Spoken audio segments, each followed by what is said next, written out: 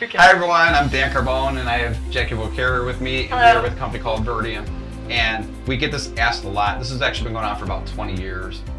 What does it mean to rank number one? So I put together a little slide deck for you guys here. What does it mean to rank number one? Well, back in the day when search engines were new, you did rank number one because it didn't matter if you were in California or Ohio. If you searched for the same search term, you came up with the same results. Like for example here, if I searched for 1940 shoes, and it didn't matter where I was at, the older search engines didn't know like who you were, where you were, your age, your demographic, anything about you. So we all did rank number one. The crazy phenomenon is this whole mindset of rank number one still exists today, and it's very predominant. Everyone thinks that they will rank the number one spot, and that's actually not the case. And it's their goal. Right. So search engines basically, they decided, this was, maybe I'd say about 10 years ago, they said, let's give away free email so we could profile people so that we can then segregate the results of the search result. Okay, this is a boy, this is a girl, this person is interested in this, and they like that. And so logging into search engines, and the reason why email became part of search engines was so they can actually profile you and then split up the search results. So I actually had Jackie, I said, Jackie, go ahead and search for the word chocolate. She has a totally different result than I do. And I'll just kind of go back and forth. You can see our even though we're in the same corporate network under the same IP, we actually have two different results. And the reason for that is because we are being profiled. So ranking number one is really not a thing. It's really, you rank number one within the profile that you are. For relevancy. That your buyer is. And we'll get into buyers in a minute because most people are not actually targeting their buyers when they're writing content. We'll get into that in a second. So the other thing is, okay, so these search engines figured out how to profile you, but what about websites?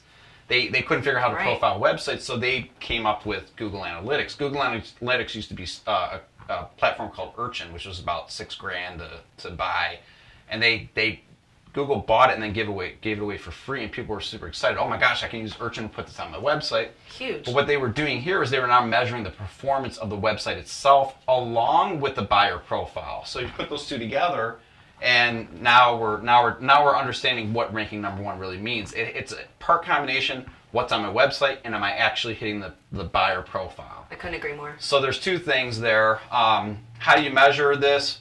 How do we actually rank number one? It really comes down to time on site, how long somebody stays, how long you can hold them. You can do it with a video. A video is a great way to hold them there longer. And you also need the textual component of that so that they actually stay there just based on being indexed. So in our world, what we do is we do what's called hybrid blogging, where we embed a video similar to this one, and then we write an article on it so that the search engine can actually index it.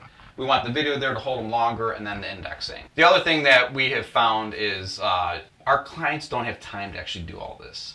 And I don't think that anybody watching this video has time to create a video, edit the video, write the article, run a social media campaign against it, and get it out the door. Like, I think that is the other piece. So once again, we got value, but we also have lack of time.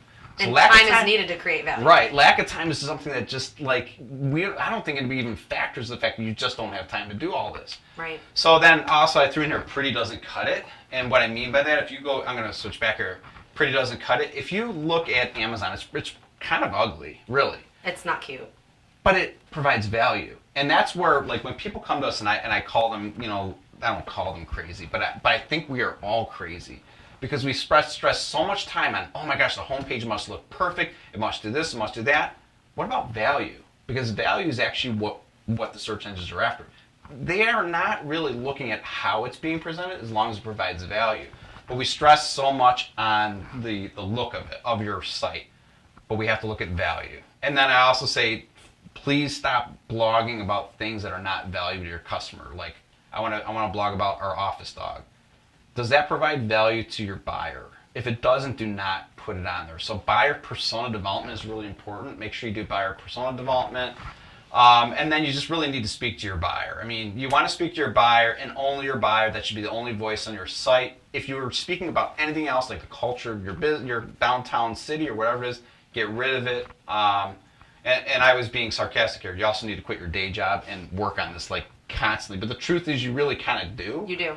And then you want to embed videos and articles. So that's really kind of the formula right there. And then I was talking about hybrid blogging. This is actually our solution to the problem. Right. The number one solution is our clients don't have time. So what we do is we get them in for an hour and we basically interview them. We do 8 2-minute videos. We interview them.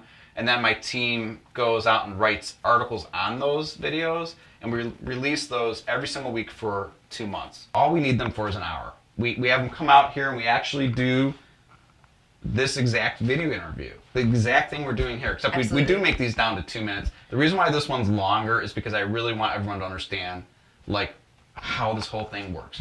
Last slide here is every time you launch an article, it's basically a walking salesperson. So this is the piece that's so important because people are like, well, why is blogging important? Imagine this, if we were launching 8 articles every 2 months on average, sometimes it's a little bit less based on content, but when you get to about 50 blog articles on your website to 100, imagine how that's going to suffocate out your competition in the search results because every single one of your articles is providing value. That is really the key to this whole thing, but time is a problem for our customers, and I'm sure it's a problem for you guys. So if you guys want to know more about hybrid blogging, please give us a call. We're going to throw the website address up here right now, but give us a call. Let us know if we can help you. I mean, we're not even talking thousands of dollars. This is hundreds of dollars to actually do this process, and it is working like magic for our clients, and I know it'll work for you. So that's about it. That's it. And I'll be the one to help you through your hybrid blog. We really make it easy for you, cut out the problem of time, and give you a solution that's going to help you beat the competition online and rank #1. Have a great day, everyone. Thank you.